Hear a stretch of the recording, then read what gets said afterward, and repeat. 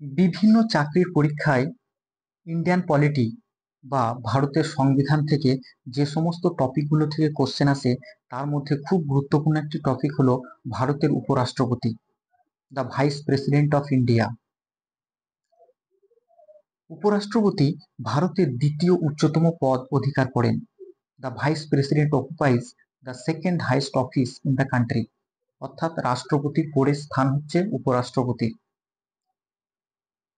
উপরাষ্ট্রপতি কিভাবে নির্বাচিত হন বা কাদের দ্বারা নির্বাচিত হন?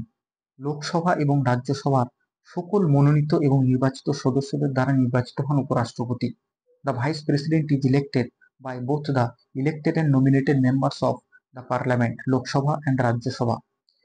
অর্থাৎ লোকসভা এবং রাজ্যসভার সকল মনোনীত এবং নির্বাচিত সদস্যদের দ্বারা নির্বাচিত হন উপরাষ্ট্রপতি, কিন্তু রাষ্ট্রপতির ক্ষেত্রে শুধু নির্বাচিত সদস্যদের দ্বারা নির্বাচিত হন।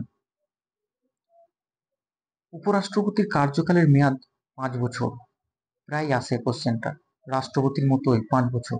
তবে মেয়াদ সম্পূর্ণ হওয়ার পূর্বে স্বেচ্ছায় পদত্যাগ করতে পারেন এবং পদত্যাগপত্র পাঠাতে হবে রাষ্ট্রপতির কাছে। The vice president holds office for a term of 5 years. However, he can resign from his office at any time by addressing the resignation letter to the president. রাষ্ট্রপতি হওয়ার জন্য কি কি যোগ্যতা অর্জন করতে হয়? উপরাষ্ট্রপতি হওয়ার জন্য যোগ্যতা অর্জন করতে গেলে ভারতের নাগরিক হতে হবে, ন্যূনতম 35 বছর বয়স হতে হবে এবং রাজ্যসভার সদস্য হতে হবে, রাষ্ট্রপতির মতোই।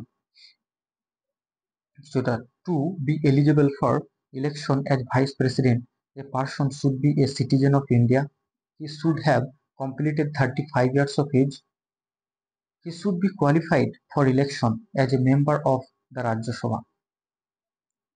উপরাষ্ট্রপতিকে শপথ বাক্য পাঠ করান কে? এর উত্তর হবে রাষ্ট্রপতি অথবা রাষ্ট্রপতি দ্বারা দায়িত্বপ্রাপ্ত কোনো ব্যক্তি।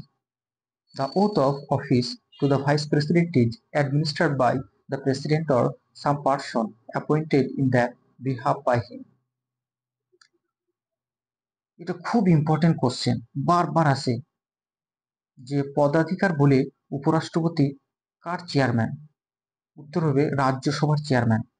উপরাষ্ট্রপতি তার পদাধিকার বলে রাজ্যসভার চেয়ারম্যান হন। বা কোশ্চেন আছে রাজ্যসভার চেয়ারম্যান কে? উত্তর হবে উপরাষ্ট্রপতি। The vice president acts as the ex officio chairman of Rajya Sabha. His powers and functions are similar to those of Speaker of Lok Sabha.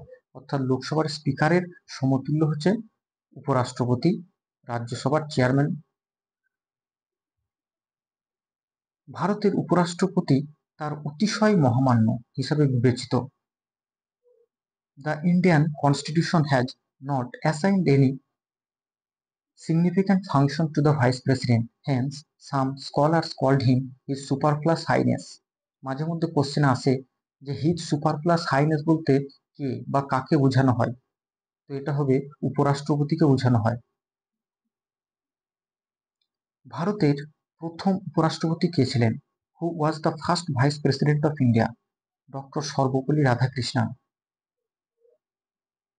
ভারতের বর্তমান উপরাষ্ট্রপতি কে? Who is the present vice president of India? Jagdeep Dhankhar. তো এই ছিল উপরাষ্ট্রপতি সম্পর্কে গুরুত্বপূর্ণ টপিক কোশ্চেনগুলো আলোচনা করা হলো। উপরাষ্ট্রপতি থেকে যে কোশ্চেনগুলো আসে এর মধ্যে থেকেই ঘুরে ফিরে আসে